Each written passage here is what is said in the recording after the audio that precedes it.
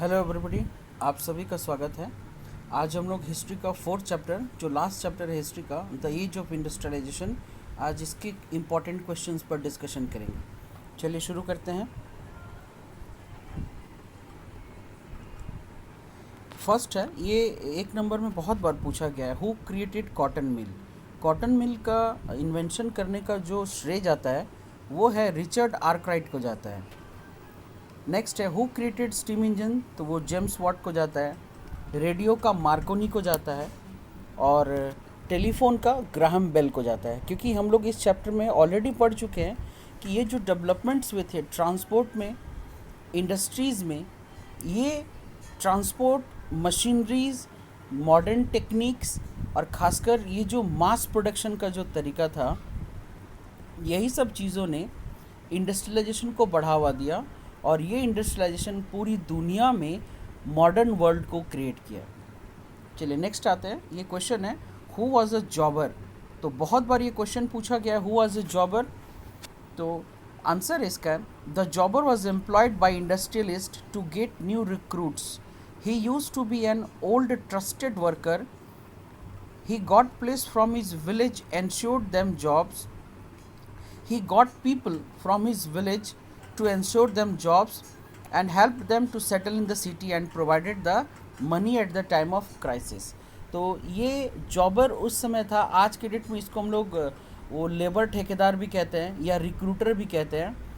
आज के डेट में इनका थोड़ा सा काम करने का स्टाइल और ये सब कुछ चेंज हो गया है, बट उस समय में इंडस्ट्रियलिस्ट अपने ही किसी विश्वसनीय को रखते थे, बेसिकली अपने कंपनी के अंदर अलग अलग कैटेगरीज के लेबरर्स को रिक्रूट करने के लिए। उन्हीं को जॉबर कहते थे, basically to provide job to those people who need a job. तो ये लोग इंडस्ट्रीज और विलेज को जोड़ते थे। नेक्स्ट है, what were the trade guilds. तो ट्रेड गिल्ड क्या है? तो basically these are associations of producers that trained crafts people, maintained control over production, regulated competition and prices and restricted the entry of new people into the trade. तो basically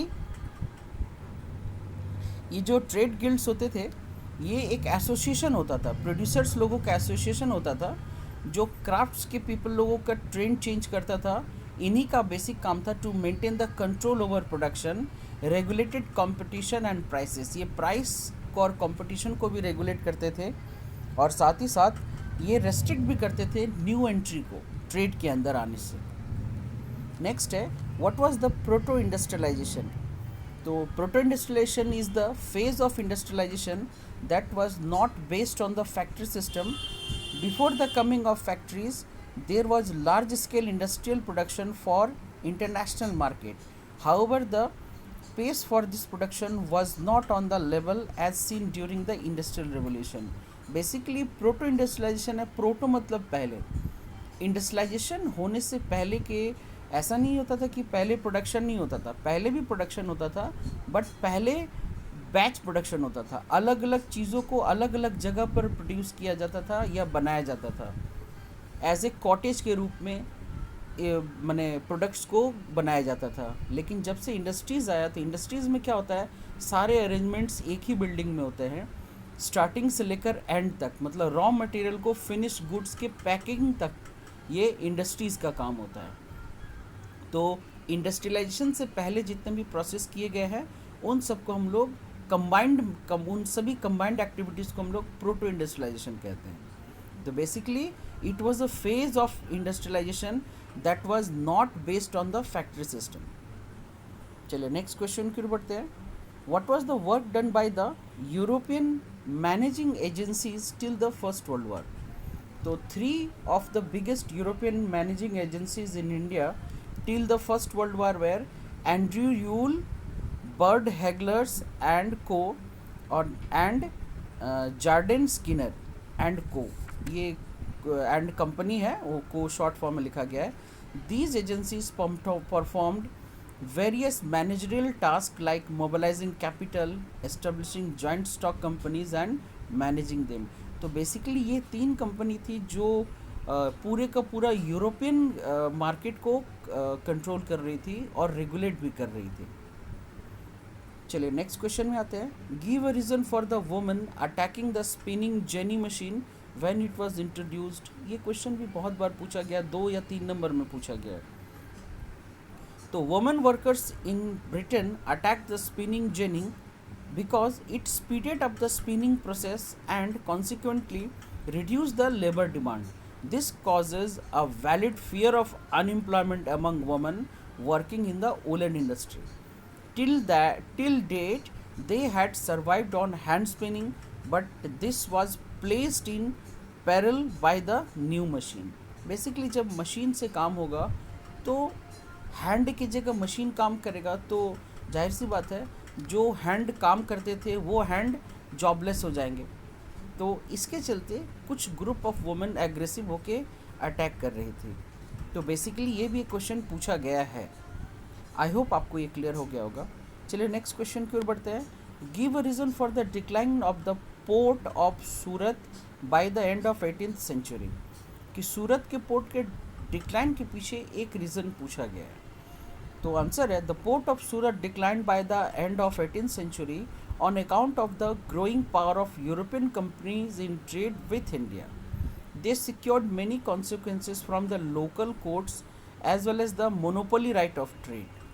तो ये जो monopoly right of trade के चलते 18th century में India सिर्फ India नहीं था, इंडिया ब्रिटिश इंडिया था. तो उस वक्त बेसिकली जो भी ब्रिटिशर्स अपने लिए करते थे वो उनका प्लानिंग ये सब कुछ अपने फ़ायदे के लिए होता था. तो ये भी सूरत के पोर्ट को डिक्लाइन करने का भी रीज़न यही था कि उनके पास ट्रेड का मोनोपोली आ गया था. चलिए नेक्स्ट क्वेश्चन की ओर बढ़ते हैं.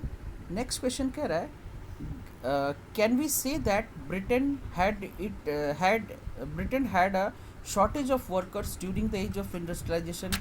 ये क्वेश्चन भी 2-3 बार पूछा गया है कि ब्रिटेन में शॉर्टेज ऑफ वर्कर था, क्या ये हम कह सकते हैं. तो इसका आंसर है there was no lack of workers during the age of industrialisation in Britain. Poor peasants and vagrants used to move in large numbers from village to city area in search of jobs.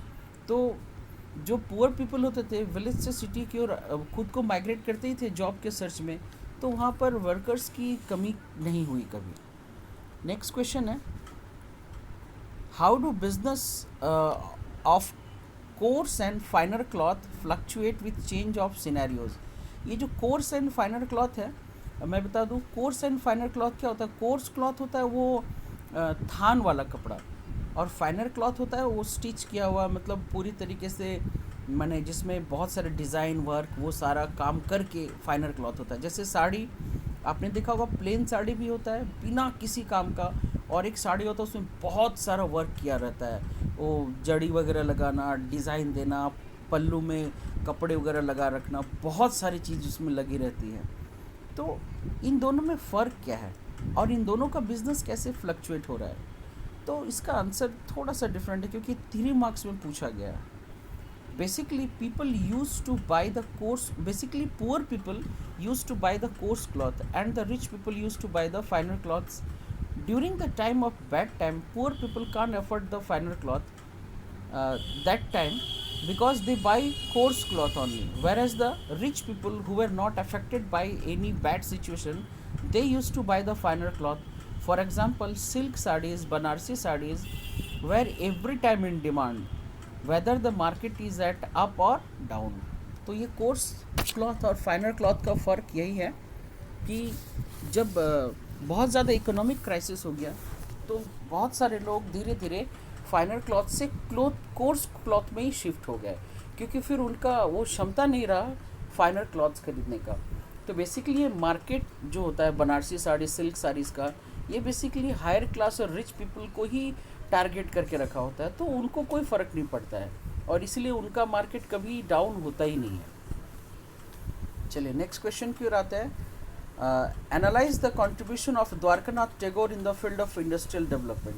तो ये 18th century के समय में basically one of the biggest industrialist India के वो द्वारकानाथ टैगोर थे. इन्होंने industrial development के लिए क्या किया, तो Dwarkanath Tagore believe that India would develop through westernisation and industrialisation. He invested in shipping, ship building, mining, banking, plantation and insurance.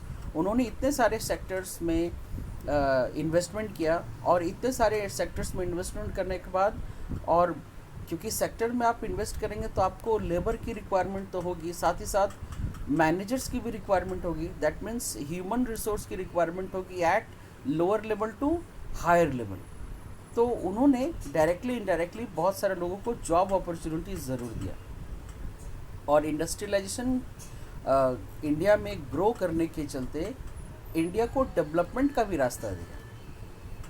चलिए नेक्स्ट क्वेश्चन की ओर बढ़ते हैं। नेक्स्ट क्वेश्चन है, how did East India Company procure regular supply of cotton and silk textiles from the Indian weavers. तो East India Company used different means to procure silk and cotton from the weavers. Appointment of paid supervisor called gomastas.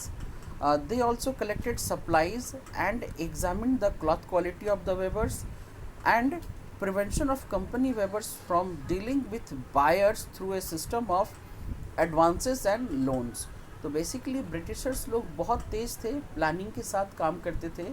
इन लोगों ने India में society में जो cotton industry से जुड़े हुए लोग होते थे, जो लोअर लेवल पे लोग होते थे, उनके साथ डील करने के लिए उन्होंने गोमेस्तस बोलकर एक माने कंपनी के पेड वर्कर्स होते थे, सुपरवाइजर्स होते थे, उनको अपॉइंट किया गया था, जिनका बेसिक काम होता था कि सप्लाई को चेक करते रहना और क्लॉथ्स के क्वालिटी को चेक करते रहना अलग अलग डिफरेंट लेवल्स में।